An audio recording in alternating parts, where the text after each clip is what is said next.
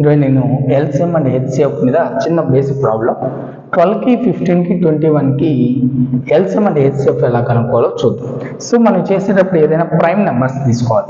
For example 12 ఉంది కదా, 12ని prime numbers అంటే 2 into 2 into 3, 2 2s are 4, 4 3s are 12 రాసుకోవచ్చు. అలాగే 15ని 3 ఇంటూ 5, 3 5s are 15 రాసుకోవచ్చు. అలాగే 21ని 3 7s are 21 ఇలా రాసుకోవచ్చు. అయితే ఇప్పుడు నాకు హెచ్సిఎఫ్ కావాలి. హెచ్సిఎఫ్ అంటే ఈ మూడింటిలో ఉండే కామన్ ఫ్యాక్టర్ అంటే 3, ఆ 3ని మనం హెచ్సిఎఫ్గా రాసుకోవచ్చు.